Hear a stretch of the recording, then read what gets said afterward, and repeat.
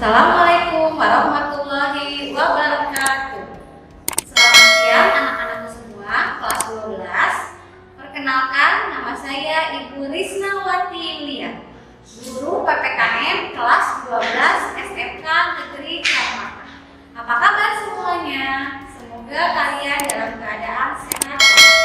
Dan jangan lupa kita tetap semangat untuk belajar walaupun dalam masih kondisi pandemi seperti sekarang ini. Untuk mata pelajaran PPKN kali ini, kita akan memasuki bab kelima, yaitu tentang pengaruh iptek terhadap NKRI atau Negara Kesatuan Republik Indonesia. Sebelum ke materi, ada beberapa hal yang harus kalian ketahui, yaitu diantaranya bahwa di sini Ibu akan menjelaskan yang pertama tentang apa itu iptek, yang kedua bagaimana pengaruh iptek terhadap NKRI. Kita bagi dua. Yang pertama pengaruh positif dan yang kedua pengaruh negatif. Pengaruh positif dan pengaruh negatif ada berbagai aspek, ada 4 aspek.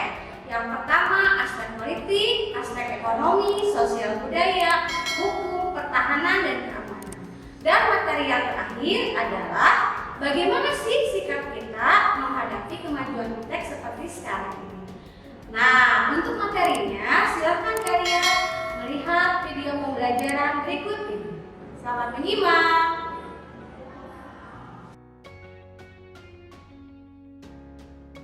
Materi yang akan kalian peroleh tentang pengaruh kemajuan iptek terhadap NKRI di kelas 12 semester 2.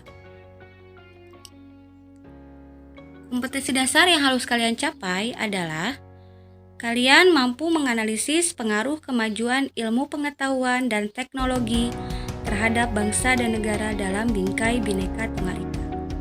Sedangkan tujuan pembelajaran yang harus kalian peroleh adalah kalian mampu mengidentifikasi pengaruh kemajuan iptek terhadap NKRI dalam bingkai Bhinneka Tunggal Ika dengan benar.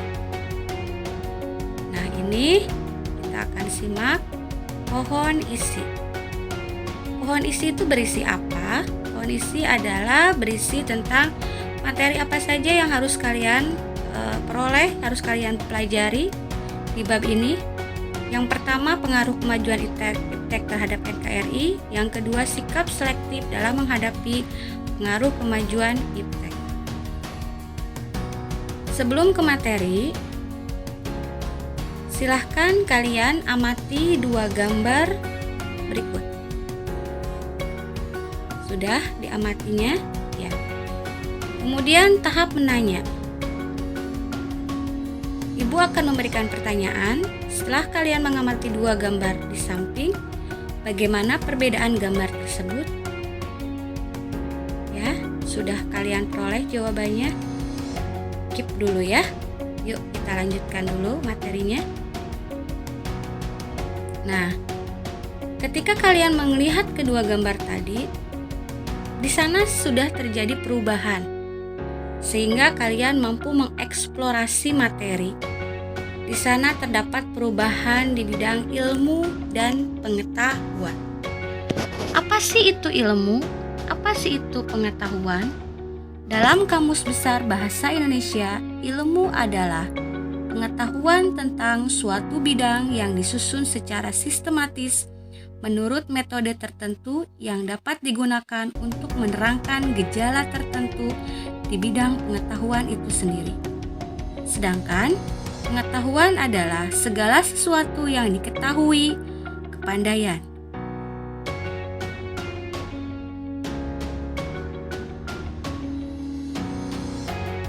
Ilmu pengetahuan itu mengalami sebuah proses. Tidak tiba-tiba muncul mesin uap, tidak tiba-tiba muncul mesin traktor dan lain sebagainya. Perubahan itu kita sebut dengan revolusi industri. Revolusi industri dimulai pada abad ke-18 di Inggris. Kita sebut dengan industri 1.0, di mana mekanisme produksi dengan menggunakan tenaga mesin uap. Lanjut, pada abad ke-19 disebut dengan industri 2.0, sehingga terciptanya alur produksi massal dan penggunaan listrik. Pada abad ke-20, bergulirlah industri 3.0 dengan penggunaan robot dalam proses produksi dan perkembangan teknologi informasi. Dan sekarang abad ke-21, industri 4.0, di mana terdapat intelligence production melalui internet atau things, pemanfaatan big data dan cloud teknologi. Silahkan kalian pilih kalian berada di abad yang mana. Tentunya di abad 21 di mana kalian serba memanfaatkan teknologi, internet, dan lain sebagainya sebagai kalian mencari sumber data dan sumber informasi.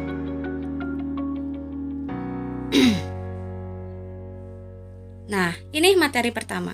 Pengaruh iptek di Indonesia. Pengaruh itu tentu ada kaitannya dengan dampak atau kita sebut dengan dampak. Pengaruh itu ada pengaruh positif dan ada pengaruh yang negatif. Pengaruh positif terhadap kemajuan iptek itu apa saja sih? Di bidang apa saja sih? Yang pertama meliputi aspek politik, yang kedua meliputi aspek ekonomi, yang ketiga meliputi aspek sosial budaya, yang keempat meliputi aspek hukum dan pertahanan keamanan. Yang pertama, aspek politik. Nah, kalian tentunya kenal dong dengan tokoh-tokoh nasional yang ada dalam slide ini. Ya. Beliau adalah tokoh-tokoh politik yang mengikuti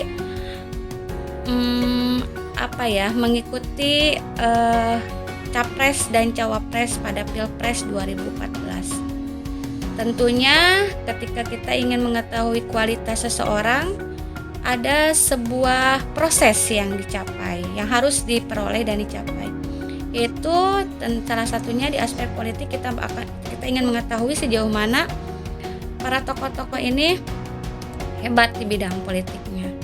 Kita melihat debat capres dan cawapres di televisi antara kubu Jokowi dan kubu Prabowo pada tahun 2014. Dari proses debat tersebut, yang pertama, kita bisa melihat calon capres dan cawapres melalui teknologi televisi. Berarti di sana sudah ada kemajuan iptek. Ipteknya apa? Televisi tentunya, yang kita bisa melihat secara visual dan audio. Selain televisi, kemajuan iptek pun kalian bisa mencari informasi lebih luas dari internet. Sehingga dengan adanya kemajuan iptek di bidang politik, menjadikan nilai-nilai politik semakin terbuka. Adanya kebebasan, nilai-nilai demokrasi, sehingga akan memunculkan dan menciptakan pemerintahan yang bersih, jujur, adil, dan aspiratif. Yang kedua, aspek ekonomi.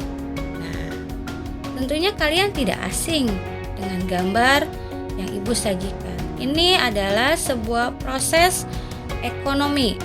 Tentunya kalian mengetahui proses ekspor dan impor.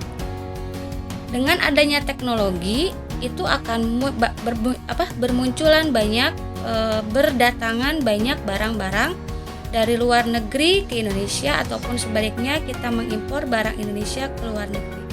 Sehingga sudah tidak aneh ketika tempe, tahu itu ada di Jepang, ada di Cina, ada di Inggris, ada di Amerika, dan menjadi terkenal sebagai salah satu produk Indonesia itu gara-gara teknologi.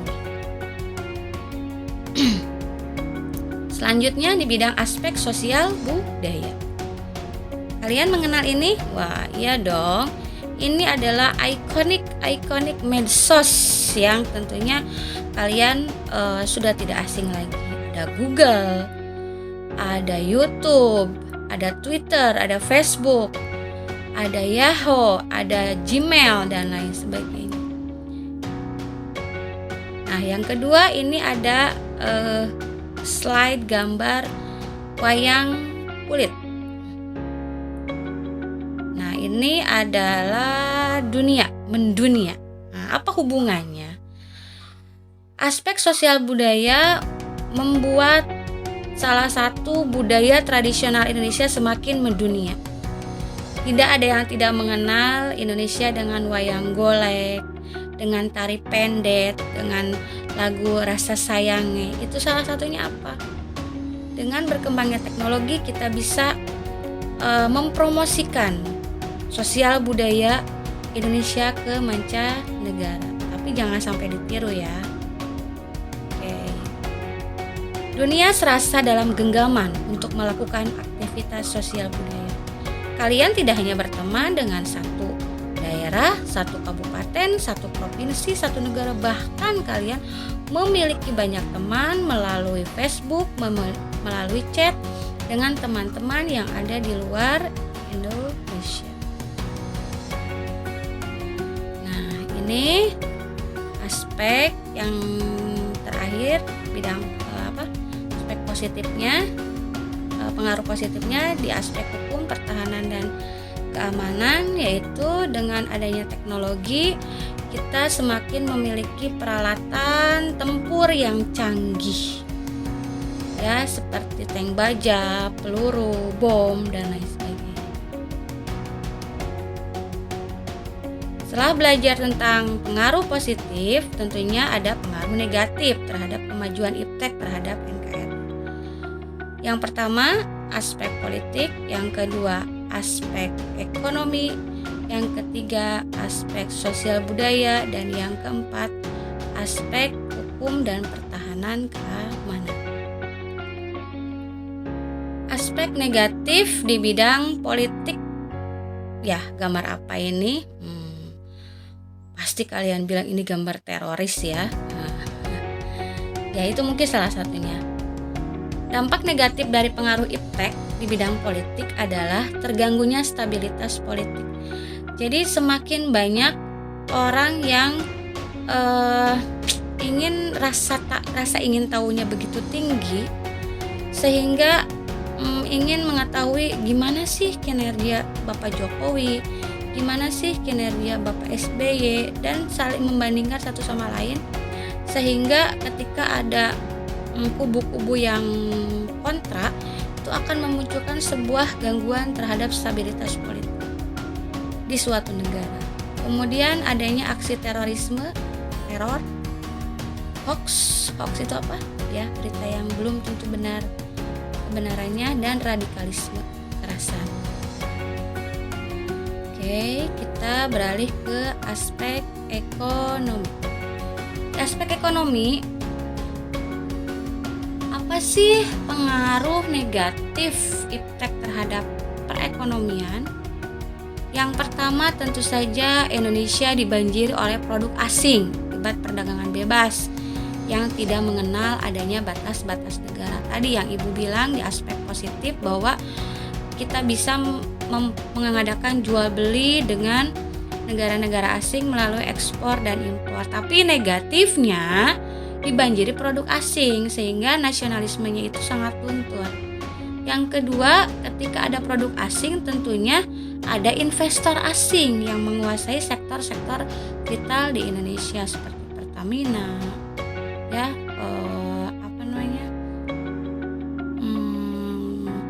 beberapa perusahaan-perusahaan asing yang asalnya itu milik pemerintah beralih ke investor asing. Selanjutnya timbul kesenjangan sosial dan persaingan bebas. Yang kaya semakin kaya, yang miskin semakin miskin. Kemudian pemerintah hanya menjadi regulator saja, yang menjalankannya itu siapa tadi? Pengusaha-pengusaha dari luar negeri. Sehingga rendahnya penyerapan tenaga kerja untuk warga sendiri. Nah, kalau ini adalah pengaruhnya di bidang aspek sosial budaya. Ada konsumtif, ada hedon, individualisme, kesenjangan sosial masih ada, westernisasi, memudarnya solidaritas, dan culture shock. Ya, ini kalian konsumtif ya, nggak usah pergi jauh-jauh ke toko, kalian cukup ambil handphone, buka aplikasi Tokopedia, Bukalapak, Lazada, Shopee, belanja.com, kalian bisa membeli berbagai macam barang sesuai kebutuhan kalian sendiri. kalian bisa mau berjalan-jalan menggunakan Traveloka, tiket.com tanpa usah mengantri untuk membeli tiket. Ini sebuah hidup yang konsumtif sebetulnya ya. Oke. Nah, ini ada gambar lagi. Aduh, ini sangat miris ya, ketika ada sebuah anak-anak yang sedang berkumpul, itu mereka asik dengan gadgetnya masing-masing. Sehingga salah satu pengaruhnya adalah memudarnya solidaritas dan adanya individualisme. Dulu ketika ada anak yang bermain, itu bermain petak umpet dan lain sebagainya, ini malah asik dengan gadgetnya masing-masing. Ya. Selanjutnya adalah pengaruh negatif di bidang hukum pertahanan dan keamanan ya. Di sini Ibu tampilkan peta Indonesia dengan batas darat, laut, dan udara. Yang coklat ini adalah batas-batas wilayah Indonesia dengan negara luar ya. Pengaruh negatifnya, dengan semakin banyaknya negara di dunia yang memiliki teknologi di bidang pertahanan dan keamanan, itu bisa saja dengan mudah menguasai dan masuk ke negara lain. Jadi menduduki wilayah yang bukan wilayahnya, atau kita sebut dengan pelanggaran batas wilayah. Ada beberapa wilayah yang sudah diklaim oleh negara tetangga seperti Pulau Sipadan, Legitan, dan lain sebagainya. Masih banyak lagi. Nah, ada juga aspek negatifnya, anarkisme dan hacker, kejahatan dunia. Oke, ini materi kedua. Bagaimana sih kita bagaimana sikap kita terhadap pengaruh iptek, baik itu pengaruh positif maupun negatif? Ada dua sikap yang harus kita tunjukkan. Yang pertama sikap tanggung jawab, dan yang kedua sikap selektif. Sikap tanggung jawab tentunya terhadap perkembangan iptek, dan selektif adalah harus sesuai dengan nilai-nilai Pancasila. Oke, sikap tanggung jawab yang pertama adalah tentunya kita harus sesuai dengan pembukaan Undang-Undang Dasar 1945, mengacu kepada tujuan NKRI. Jadi iptek itu harus untuk memajukan kesejahteraan umum dan mencerdaskan kehidupan bangsa, bukan malah membodohi masyarakat Indonesia. Dan yang kedua adalah Undang-Undang NRI tahun 1945 pasal 28C ayat 1, bahwa setiap orang memiliki hak untuk mengembangkan diri melalui pemenuhan kebutuhan dasarnya, berhak mendapatkan pendidikan dan memperoleh manfaat dari adanya iptek, seni budaya untuk meningkatkan kualitas hidupnya demi kesejahteraan umat manusia. Kemudian ada di dalam pasal 31 ayat 5 Undang-Undang Dasar 45 yang bunyinya bahwa pemerintah memajukan ilmu pengetahuan dan teknologi dengan menjunjung tinggi nilai-nilai agama dan persatuan bangsa untuk kemajuan peradaban kesejahteraan umat manusia. Dan yang terakhir adanya Undang-Undang ITE, Informasi dan Elektronik, yaitu Undang-Undang Nomor 11 Tahun 2008. Berharap dengan adanya dasar hukum ini, selaku masyarakat Indonesia bisa bertanggung jawab ya terhadap iptek dan tidak menyalahgunakan perkembangan ilmu pengetahuan dan teknologi. Selanjutnya, selain sikap tanggung jawab, kita pun harus selektif terhadap pengaruh iptek. Apakah kita harus menolak tegas semua iptek? Apakah kita harus menerima sepenuhnya tanpa menyaringnya? Nah, ini yang terakhir. Kita harus selektif terhadap pengaruh iptek, mengambil hal-hal yang positif dan membuang hal-hal yang negatif. Tentunya harus ada filter. Nah, filternya apa? Filternya adalah nilai-nilai Pancasila yang merupakan cerminan dari nilai-nilai budaya bangsa yang dapat diterima oleh semua kalangan, sehingga dapat dijadikan benteng yang kukuh dalam menghadang pengaruh negatif dari kemajuan iptek itu sendiri. Pancasila ya. Pancasila, kita coba masih ingat nilai-nilai Pancasila?